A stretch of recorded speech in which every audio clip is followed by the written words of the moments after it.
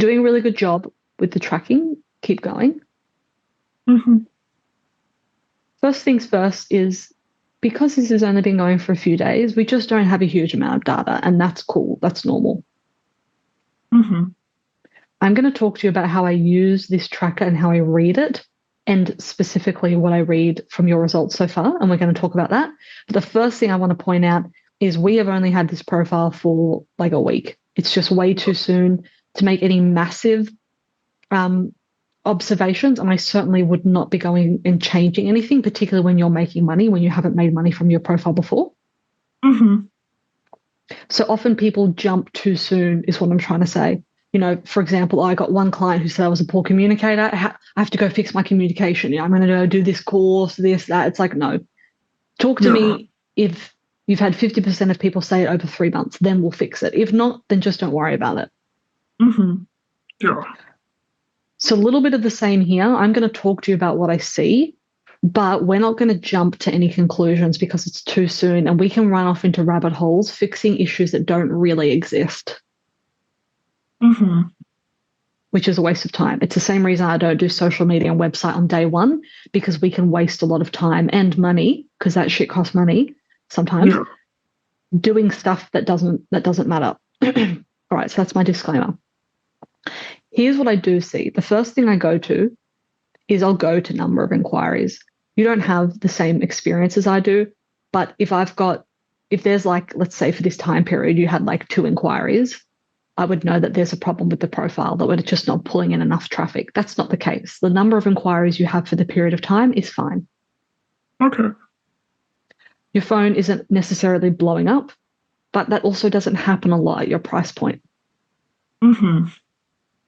So the number of inquiries is not currently something I'm concerned about. It's fine. It's normal. It's certainly more than you were getting before you and I began. Mm-hmm. Does that make sense to you? Yes, it does. Yes. Cool. If we've got multiple profiles, which we don't, we'll talk about that later. I'm going to make a note of that actually. So now to do next. Platforms. When we have multiple websites, I am looking at where's the majority of inquiries come from. Mm-hmm. Not after a week, but after a longer period of time, it will tell me where do I prioritize my advertising spend. If I can spend more on a platform that's giving me more inquiries, then I will, because generally, excuse me, so I'm just going to mute myself for a second. My voice is, God, I've been on about like 6 calls back to back. So by the end of it, sorry, so if you're getting me at the end of a 6 call back to back, my throat starts to go. When we have multiple platforms, if we can see that one is really pulling in traffic, I'll generally try and spend more than there if I can. Mm-hmm. So you're already on the highest option on Tris, but if you weren't, and we had 2 and we could see lots of inquiries were coming from here, I would push up the spend there. Mm-hmm. Okay. All right. But let's focus on this for the moment, because it's what's most important. Is I want to look at what's the outcome of the inquiries and where are our biggest numbers. I have a suspicion that something isn't working properly in this. That's why. Here. For the sake of the moment, we'll stick to, there we go, 13%. Cool. So I go to the 2 biggest numbers and I want to look at, then I want to drill into more detail on what's happening when this happens. And so that's what you and I are going to have a conversation about now. Let's start with the other. Other requires the notes. And what I saw from your notes was that there was one guy who didn't want to pay with Venmo. And then there was otherwise just seemed to be a range of seemingly not serious clients. Like it didn't seem to be a consistent theme behind the other category. Is that correct? Or did you see something really standing out? I think it was just random different things. That would probably be a time waster anyways. Okay. All right. For now, I don't do anything more with that. Mm-hmm. I want to give up more time. If there was a standout thing, like let's say you had people consistently wanting to pay a certain way and you weren't taking that payment, I'd probably say, so can you take that payment? Like, can we go set that up? And you'd be like, maybe I could. And then I'd be like, great. And then we might start converting more. If it's just random, then for now, we don't worry about it. We give it more time. It's too soon. Yeah. Okay. Does that add up for you? Yeah, it does. Mm-hmm. All right. With the Venmo guy, I did want to ask you, I assume you gave him other options and he just didn't want to do it. Like, did you feel like he was just a time waster and trying to be difficult? Or was it really the case that he would have booked you if you had Venmo? No, it was actually the other way around where he wanted to pay the full service only in Venmo, and I wasn't comfortable with taking the whole price by Venmo just because I know people could charge back on there, and he wouldn't get cash. Like he like the first message he told me was he only took Venmo, and so I just assumed he was either trying to scam something or he wasn't serious because he could have easily gotten cash. I don't know. I'm with you on that. Let's not discuss it any further. I think you handled it right. Okay. The other category, no reply.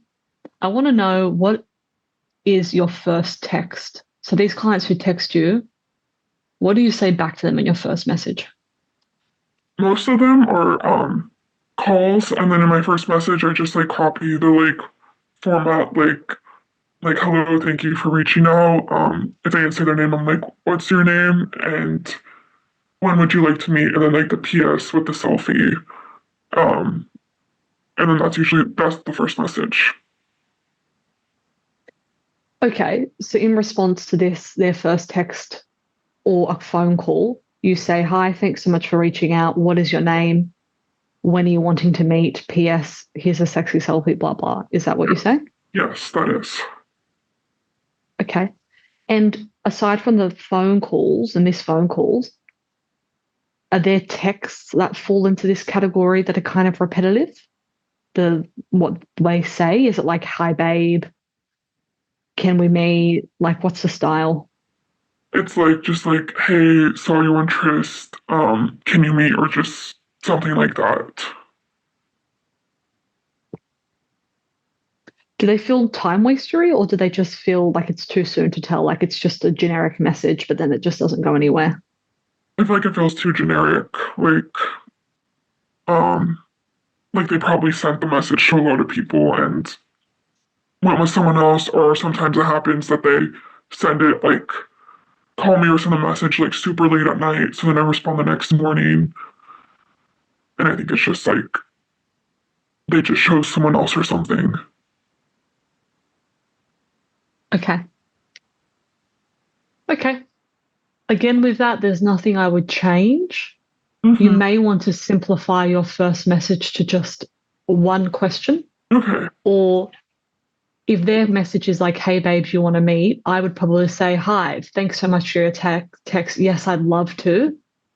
I'm available today. When do you want to meet? Those sorts of guys are generally looking for short notice. If you assure them in your first message that you are available at short notice, obviously that's assuming that you are. If you aren't, then don't bother saying that. You may increase the likelihood of them replying to you if you ensure them that, yeah, I'm available. When are you wanting to meet? And obviously texting back quickly will help with that as well. Yeah. Okay. Yeah. Just trying to think about what's the client behavior? What are they looking for? The late night guys who text the next day, don't worry about that. That's normal. Okay. Yeah. But those guys, you're right. They've copy and pasted to 5 people. And also, too, sometimes those just don't work out because they're acting off a whim, like kind of window shopping. And then you decide, oh, actually, I'm going to leave it. I don't have the money, blah, blah, blah. So that happens.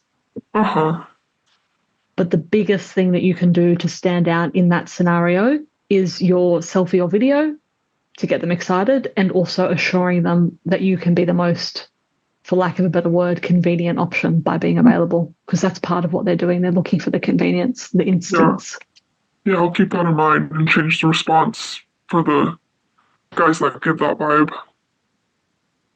Awesome. What's the text, the photo or video that you send?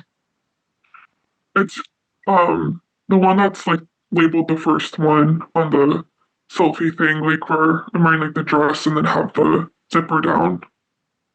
You could also switch to trying the video if you're comfortable with it, particularly for those short notice people. It will be more engaging. Okay, I'll do that.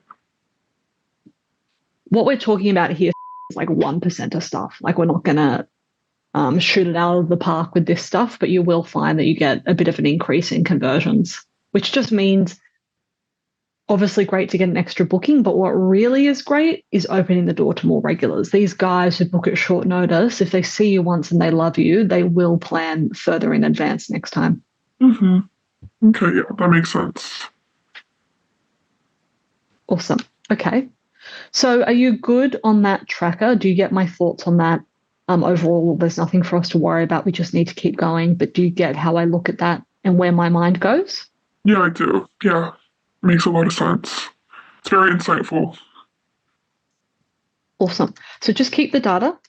I know it can be a little bit of work, but it only requires like 10 minutes at the start of each day because it tells us a lot as we keep moving forward, particularly when we start to do some extra stuff that we're going to do. Okay, yeah. If you want to learn more escorting tips, just click the link below this video.